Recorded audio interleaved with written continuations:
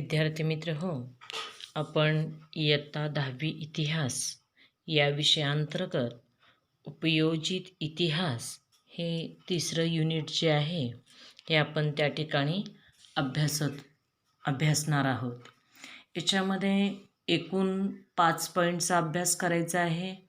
त्याच्यामध्ये एक आहे उपयोजित इतिहास म्हणजे काय, दुसरं आहे ते म्हणजे उपयोजित इतिहास आणि विविध विषयातील संशोधन, तिसरं आहे उपयोजित इतिहास आणि वर्तमान काळ, चौथं आहे सांस्कृतिक आणि नैसर्गिक वारशांचं व्यवस्थापन आणि पाचवं आहे ते म्हणजे संबंधित व्यावसायिक क्षेत्र. चला तर आपण एक एक पॉईंटच्या आधारे आपण त्या ठिकाणी माहिती घेऊया. पहा, पहिलाच पॉईंट आहे तो म्हणजे उपयोजित इतिहास म्हणजे काय. आता याच्यामध्ये आपण काय लक्षात ठेवायचं आहे, तर याची व्याख्या आपण लक्षात ठेवायची आहे. नेमकी व्याख्या काय सांगितली गेली आहे हे आपण जाणून घेऊया. तर बाळांनो, उपयोजित इतिहास याच्यासाठी ऑब्जेक्टिव्हला आपल्याला विचारलं जातं की याच्यासाठी दुसरा शब्द आहे जनांसाठी इतिहास. म्हणजेच उपयोजित इतिहास या संज्ञेसाठी जनांसाठी इतिहास असा शब्दप्रयोग त्या ठिकाणी प्रचारात आहे की ज्याला इंग्रजीमध्ये देखील पब्लिक हिस्ट्री असं संबोधलं जातं. ठीक आहे, हे ऑब्जेक्टिव्हसाठी आपण लक्षात ठेवायचं आहे. आता आपण याची व्याख्या पाहायची आहे. उपयोजित इतिहास म्हणजे काय, तर भूतकाळातील घटनांसंबंधीचं जे ज्ञान आहे ते इतिहासाद्वारे प्राप्त होतं. एखादी घटना घडलेली आहे की ज्याचं ज्ञान आपल्याला इतिहासाद्वारे प्राप्त होतं आणि त्याचा उपयोग आपण कधी करतो, वर्तमान काळ म्हणजे चालू स्थितीमध्ये आणि भविष्य काळात सर्व लोकांना याचा उपयोग कसा होईल यालाच त्या ठिकाणी काय म्हटलं जातं, उपयोजित इतिहास असं संबोधलं जातं. थोडक्यात भूतकालीन घटनांसंबंधीचं जे ज्ञान आहे ते इतिहासाद्वारे प्राप्त होतं आणि त्याचा उपयोग वर्तमान काळ आणि भविष्यकाळ या काळामध्ये सर्व लोकांना याचा उपयोग कसा होईल याचा विचार ज्यामध्ये केला जातो त्यालाच उपयोजित इतिहास असं संबोधलं जातं. जसं बघा, फॉर एक्झाम्पल मी तुम्हाला सांगेन की आता सद्यस्थिती कोरोनाची आहे. आधी सुरुवात कोरोनाची कुठं झाली म्हणजे त्याचा इतिहास जर आपण बघायचं झालं तर लगेच आपल्या तोंडामध्ये येतं चीनमध्ये. मग तिथं काय काय स्थिती झाली ती माहिती आपण घेऊ शकतो. मग तिथं नियंत्रणात कसं आणलं हाही विचार आपण करू शकतो. म्हणजे वर्तमान काळामध्ये सद्यस्थिती भारतामध्ये कोरोनाची आत्ता आपण पाहतो आहोत. मग चीनमध्ये सुरुवात झालं, मग तिथं कसं झालं काय झालं हे आपण त्याच्यावरती अभ्यास करू शकतो. मग भविष्याचा वेध कसं, तर अधिकतम ते प्रसार होऊ नये, वाढू नये यासाठी आपण काय काय प्रिकॉशन घेतलं पाहिजे हे आपण त्याच्यामध्ये सांगू शकतो. तर हा झाला उपयोजित इतिहास. म्हणजे जाता जाता आपण एक व्यावहारिक उदाहरण म्हणून त्या ठिकाणी पाहू शकतो. तर हे तुमच्या लक्षात आलं असेल.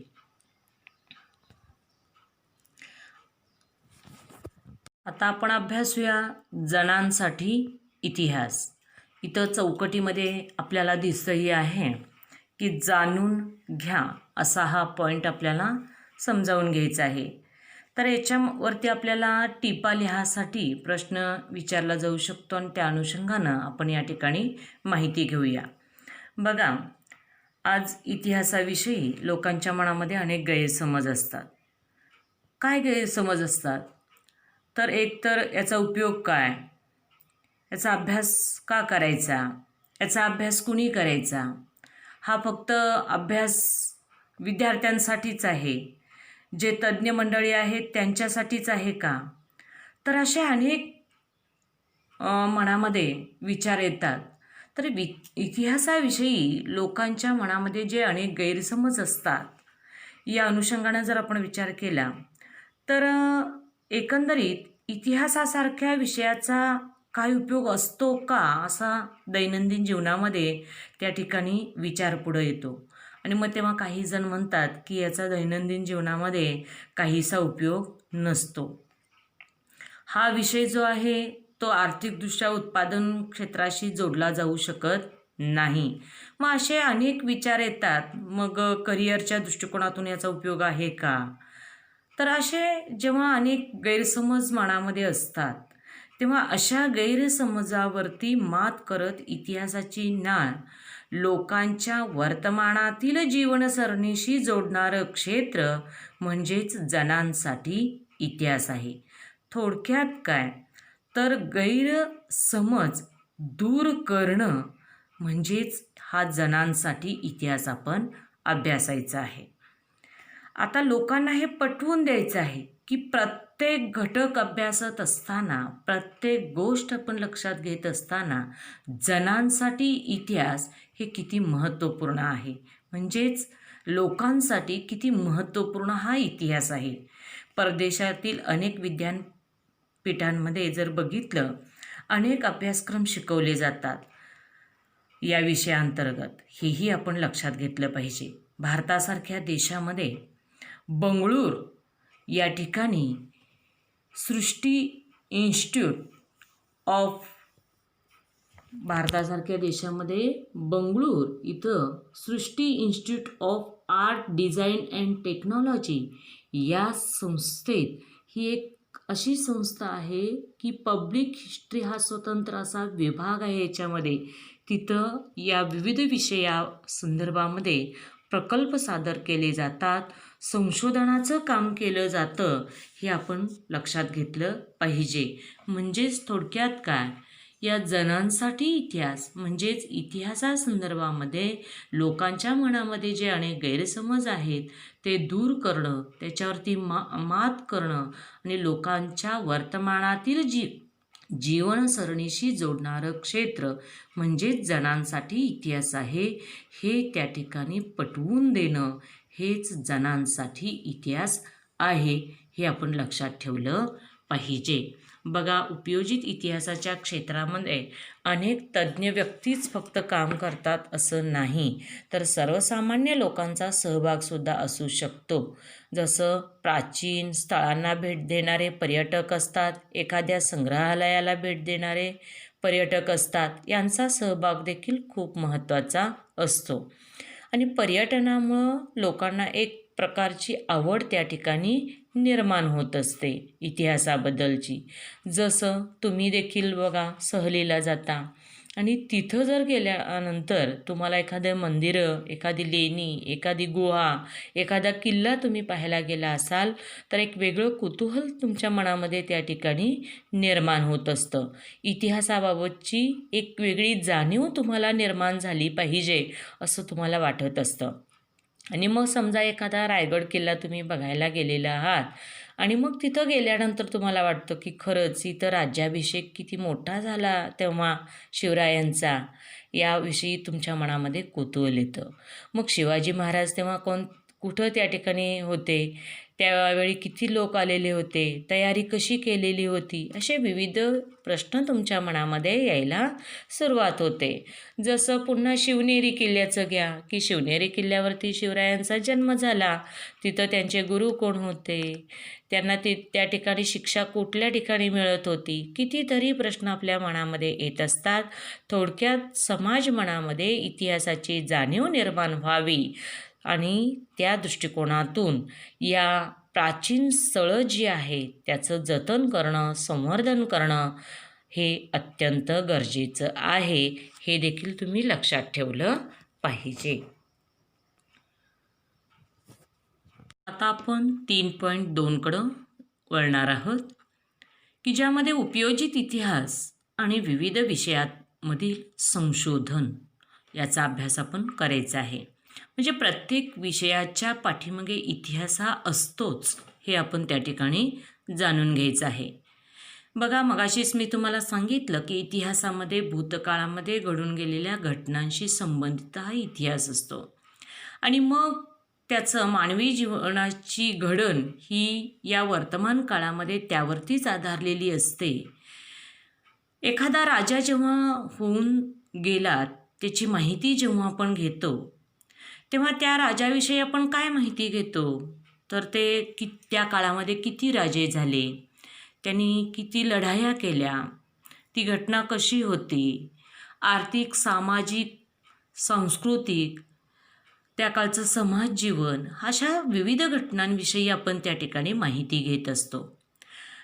विद्यार्थी मित्र, ही सगळी माहिती घेत असताना, एखादी घटना अभ्यासत असताना, राजकारण असेल, सामाजिक धार्मिक स्थिती असेल, तत्त्वज्ञान असेल, तंत्रज्ञान असेल, विज्ञान असेल, या प्रत्येक क्षेत्राशी ती घटना त्या ठिकाणी निगडीत असते आणि त्या विविध क्षेत्रामध्ये घडलेल्या असतात. आणि मग ह्या प्रत्येक क्षेत्रातील ज्ञान किंवा माहिती आपल्याला जेव्हा आपण एकत्रित घेतो तेव्हा ते ज्ञान संचय होतं. म्हणजेच प्रत्येकाचा इतिहास हा स्वतंत्र असतो, पण जेव्हा एका ठिकाणी आपण ज्ञान किंवा माहिती घेतो तेव्हा तो इतिहास ज्ञान संचित होतो. आणि म्हणून या विविध क्षेत्रातील वाटचालीची दिशा आपल्याला जेव्हा मिळते ती ज्ञानसंचयाच्या स्थितीवरतीच अवलंबून असते.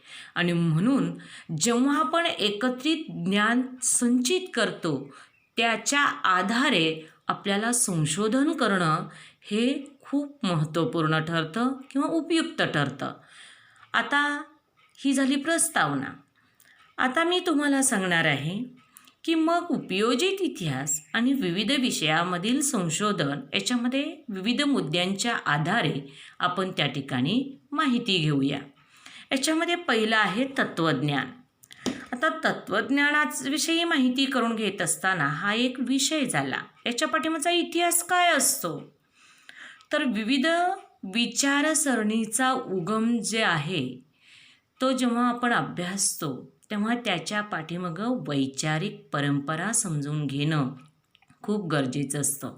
कारण विचारसरणीच्या वाटचालीचा इतिहास समजून घेणं यासाठीच त्या ठिकाणी तत्त्वज्ञानाचा इतिहास आपल्याला अभ्यासावा लागतो. आणि हे अभ्यासत असताना त्या व्यक्तीला असेल हा इतिहास समजून घेत असताना वेगवेगळ्या भाषेचा उपयोग त्या ठिकाणी होतो. मग ह्या वेगवेगळ्या भाषेच्या एकतर वैचारिक पार्श्वभूमी आपल्याला माहिती होते आणि त्याद्वारे आपण इतिहास समजून घेतो आणि ज्या भाषेतून व्यक्त झाले त्या भाषेच्या इतिहासाचा देखील आपल्याला उपयोग होतो. हे आपल्याला तत्त्वज्ञानामध्ये सांगता येतं. आता दुसरा मुद्दा आहे ते म्हणजे विज्ञान. बघा, विज्ञान म्हटलं की तुमच्या लक्षात येतं की अनेक वैज्ञानिकांनी शोध लावले. आता याच्या पाठीमागं देखील इतिहास आहे. मग तुम्ही म्हणाल हे कसं? आज अनेक वैज्ञानिक शोध आणि सिद्धांत याचा कालक्रम असतो.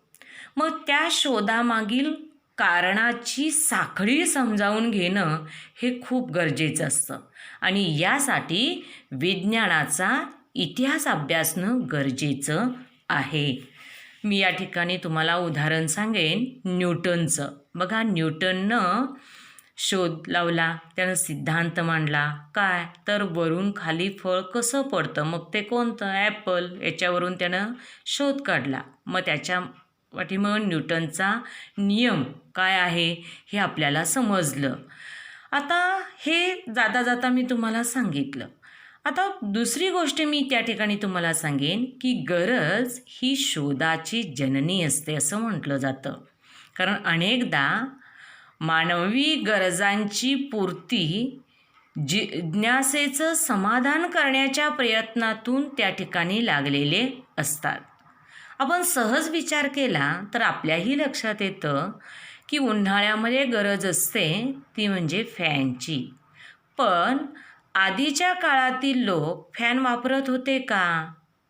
आपल्या माना निश्चितच नकारात्मक येतील. मग ते काय करत होते, तर ते पुठ्याचा उपयोग करायचे, पंख्या म्हणजे तो हाताद्वारे त्या ठिकाणी पंखा वापरत होते. अशा पण बरीच उदाहरणं त्या ठिकाणी सांगू शकतो. तर निश्चितपणे आपल्याला हे देखील सांगता येतं, जसं आज अनेक उदाहरणांच्या आधारे आपण त्या ठिकाणी गरज ही शोधाची जननी असते हे समजून घेतो. जसं मीही या ठिकाणी म्हणेल, आत्ता एक आपण फॅन वापरतो, AC वापरतो, पण भविष्यामध्ये या ठिकाणी जी मुलं असतील ती त्या ठिकाणी वेगळ्या पद्धतीनं त्याचा अभ्यास करतील. का? तर तेव्हा त्यांना एक टाळी वाजवली की लाईट लागेल, 2 टाळी वाजवले की फॅन सुरू होईल, AC सुरू होईल. अशा वेगवेगळ्या त्या ठिकाणी कल्पना निर्माण होतील. म्हणजे हे विज्ञानाचं युग आपण म्हणू शकतो. तर अशा पद्धतीनं आधी अस्तित्वात असलेल्या वैज्ञानिक ज्ञानाचा उपयोग याच्यामध्ये केला जातो, त्याचा कालक्रम समजून घेतला जातो, त्याची कारणमीमांसा विचारात घेतली जाते आणि हे सगळं काही इतिहासाचं ज्ञान विज्ञानामध्ये उपयुक्त पडतं हे आपण लक्षात घेतलं पाहिजे. तिसरं आहे तंत्रज्ञान, टेक्नॉलॉजी आपण त्या ठिकाणी म्हणतो. बघा, पूर्वीचे लोक शेती अशीच करत होते का? नाही. तर आता आपण थोडंसं जर बघितलं तर वेगवेगळ्या तंत्रज्ञानाचा उपयोग करून शेती असेल, उद्योगधंदे असेल, याच्यामध्ये उपयोग केला जातो, त्याच्यामध्ये बदल होत आहेत. मग याच्या पाठीमागची कारण परंपरेची साखळी समजावून घेणं, यासाठी तंत्रज्ञानाचा इतिहास आपल्याला अभ्यासावा लागतो.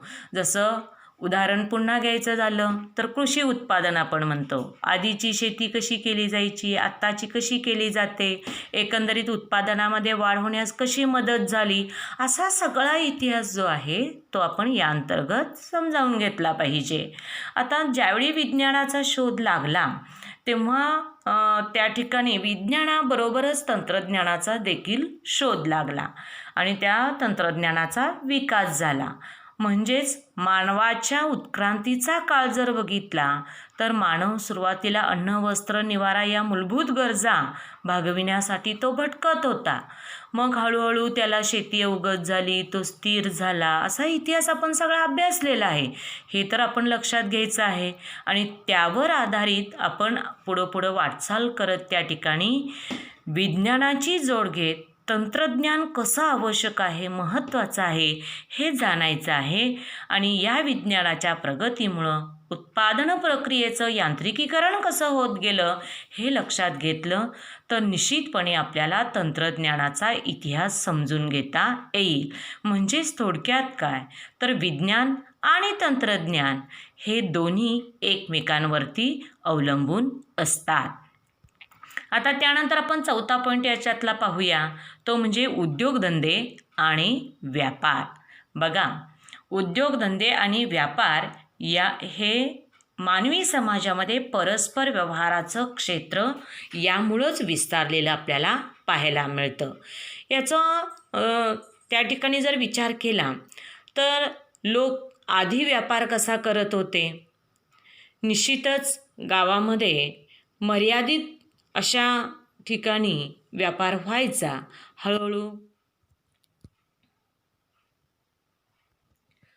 हळूहळू त्या ठिकाणी उद्योगधंद्यामध्ये वाढ झाली आणि निश्चितच आपल्याला या सगळ्या बाबी याच्यामध्ये सांगता येतात की उद्योगधंदे आणि व्यापार यामुळं मानवी समाजामध्ये परस्पर व्यवहाराचं क्षेत्र विस्तारत आहे. आज सांस्कृतिक संबंधाचं जाळंही सतत विकसित होत आहे, कारण उद्योगधंदे आणि व्यापार याचा भागच व्यवस्थापनाचाच हा एक भाग आहे. आणि हे इतिहास समजून घेत असताना हे सगळं आपण लक्षात घेतलं पाहिजे. जसं मी आत्ता सांगितलं की लोक आधी व्यापार जे करायचे ते दुसऱ्या गावात वगैरे जाऊन असा व्यापार करायचे, पण आज देशादेशातील व्यापार मोठ्या प्रमाणामध्ये होतो आहे. मग तिथं व्यवस्थापन हा भाग मोठा आहे, तो ज्याला आपण मॅनेजमेंट असं म्हणतो, की विविध स्तरावरती व्यापार व्यवहार त्या ठिकाणी होऊ लागले. मग बाजार आणि व्यापाराचं स्वरूप त्या ठिकाणी काय होत गेलं? बदलत गेलं. तर मानवी नात्यांचं स्वरूप आणि समाज रचना याच्यामध्ये सुद्धा त्या ठिकाणी काय होत गेला? बदल होत गेला. हे आपण त्या ठिकाणी लक्षात घेतलं पाहिजे. आता ह्यामध्ये खऱ्या अर्थानं प्रत्येक क्षेत्रामध्ये सुद्धा त्या ठिकाणी बदल होत गेला समाजरचनेमध्ये. मग सांस्कृतिक जडणघडण असेल, सामाजिक रचना असेल, आर्थिक व्यवस्था असेल, या सगळ्याचा इतिहास आपल्याला या उद्योगधंदे आणि व्यापार याच्यामध्ये करता येतो. त्यानंतर पुढचा मुद्दा येतो तो म्हणजे व्यवस्थापन शास्त्र. बघा, उत्पादनाची संसाधनं, मनुष्यबळ आणि उत्पादनाच्या विविध प्रक्रिया, बाजार विक्री, हे सगळं काही व्यवस्थापनाच्या संबंधित भूतकालीन यंत्रणा कशा होत्या हे समजावून घेणं हे खूप गरजेचं आहे, आवश्यक आहे. कारण लोकांची विविध स्तरावरती, स्तर म्हणजेच काय, पातळी, ज्याला व्यवस्थापनामध्ये प्रथम, द्वितीय आणि तृतीय, त्यालाच हे नाही लक्षात आलं तर आपण पहिला टप्पा, दुसरा टप्पा, तिसरा टप्पा म्हणतो. हेही नाही लक्षात आलं तर पहिल्या टप्प्यावरती जसं आपण या ठिकाणी लक्षात घ्यायचं आहे, पहिला टप्पा जो असतो तो उत्पादकांचा असतो, की जे उत्पादक फक्त एखादी वस्तू तयार करण्याचा निर्णय घेतात. दुसरा टप्पा असतो तिथं विविध विभाग प्रमुख असतात, की जे म्हणजेच उत्पादकाकडून विविध विभाग प्रमुखांना संदेश दिला जातो, माहिती दिली जाते की एवढं उत्पादन आपण घेतलं पाहिजे, कशा पद्धतीने घेतलं पाहिजे. मग हे प्रत्यक्षात काम करून घेण्याचं काम द्वितीय स्तरावरती होतं आणि द्वितीय स्तरानंतर तृतीय स्तरामध्ये अनेक कामगार असतात की जे प्रत्यक्षात काम करण्याचं कार्य करत असतात. तर अशा पद्धतीनं याला म्हणायचं स्तर किंवा पातळी. मग लोकांची परंपरागत मानसिकता समजावून घेण्यासाठी हा सगळा त्या ठिकाणी वेगवेगळ्या सामाजिक आर्थिक संस्थांच्या संघटनावरती ह्या सगळ्या बाबी अवलंबून असतात आणि म्हणून या वर्तमान काळामध्ये विविध पातळी म्हणजे स्तर, तर याचा अभ्यास आपण व्यवस्थापनामध्ये करणं गरजेचं असतं. पण हे केव्हा शक्य होणार आहे, याच्या पाठीमागचा इतिहास जर माहिती असेल तरच आपण या घटकाविषयी अधिकतम माहिती जाणून घेणार आहोत. हाही घटक महत्त्वाचा आहे. यानंतर पुढचा मुद्दा येतो ते म्हणजे कला. बघा, विविध कला क्षेत्रामध्ये अभिव्यक्ती आणि त्यामागील वैचारिक, भावनिक, सांस्कृतिक परंपरा ज्या असतात याच्या आधारेच कलेचा विकास समजावून घेणे महत्त्वाचं असतं. जसं एखादी कलाकृती एखादा कलाकार निर्माण करतो, जसं जगप्रसिद्ध असा कलाकार म्हणून ज्याच्याकडं आपण पाहतो तो म्हणजे लिओनार्डो द विन्सी. आता याची कलाकृती जर पाहिली, यानं पहिल्यांदा 2 कला आपल्या सादर केल्या लिओनार्डो द विन्सीनं. मग त्यामध्ये जर पहिला बघितलं तर त्यानं मोनालिसाचं चित्र काढलं. मग मोनालिसाची चित्र काढल्यानंतर इतका तो जगप्रसिद्ध झाला, नामांकित झाला. कशामुळं झाला असेल तर ती कलाशैली जी आहे त्याच्यामध्ये असणाऱ्या ज्या भावभावना आहेत, त्या कलाकृतीमध्ये असणारी जी प्रमाणबद्धता असेल, ह्या सगळ्या उद्दिष्टांचा जर विचार केलं तर कलाशैली आपल्याला त्याची लक्षात येते. म्हणजेच थोडक्यात काय तर कलाकृतीच्या निर्मात्याची मानसिकता आणि विशिष्ट कलाशैलीच्या विकासाचा क्रम हा आपल्या इतिहासाच्या अभ्यासाद्वारे आपल्याला समजू शकतो, हे आपण विचारात घ्यायचं आहे. आणि शेवटचा पॉईंट याच्यामधला आहे मानव्य ज्ञानशाखा.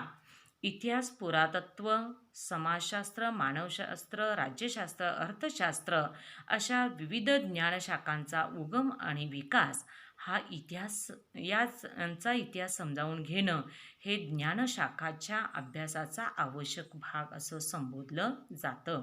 कारण तत्त्वज्ञान, विज्ञान ही ज्ञानशाखांची जननी संबोधली जाते. मग अशा पद्धतीनं एकमेकांचे परस्पर संबंध या ठिकाणी समजून घेणं, जिज्ञासा, जगभरातील सगळं जे ज्ञान आहे, सर्वच माहिती जी आहे मानवी समाजामध्ये त्यासंबंधी लोक काय अनुमान बांधू शकतात, या सगळ्याच्या माध्यमातून त्या ठिकाणी माहिती घेणं खूप गरजेचं आहे. एवढंच नव्हे, आज एखादी सृष्टीचक्र असेल, एखादी कथा असेल किंवा मानवी जीवनासंबंधीची मिथकं, देवदेवता संबंधीच्या कल्पना, म्हणजे देवदेवतांना प्रसन्न करण्यासाठी केलेले विधी, मग याच्यामध्ये आपल्याला लगेच आठवतं की महाभारत, रामायण, की त्या काळी जर लोक बघितलं तर देवदेवतांना प्रसन्न करण्यासाठी एखादं संकट आलं की त्या ठिकाणी विधी केला जायचा. आणि मग त्या ठिकाणी होम हवन याला महत्त्व त्या ठिकाणी होतं हे आपण त्या ठिकाणी सांगू शकतो. तर अशा पद्धतीनं या संबंधित तात्विक विवेचनाचा विकास त्या ठिकाणी कसा होत गेला हे आपल्याला म्हणजे या मानवीय ज्ञानशाखेमध्ये सांगता येतं. तर अशा पद्धतीने विविध शाखांच्या विकासामध्ये निश्चितपणे हे तत्त्वज्ञान अभ्यासत असताना तत्त्वज्ञानातील सिद्धांताचा पाया म्हणजेच मानवी शाखेतील विविध शाखेंचा विकास आहे आणि इतिहासाच्या आधारे या वाटचालीचं आपल्याला आकलन होऊ शकतं. हाच घटक त्या ठिकाणी महत्त्वाचा आहे.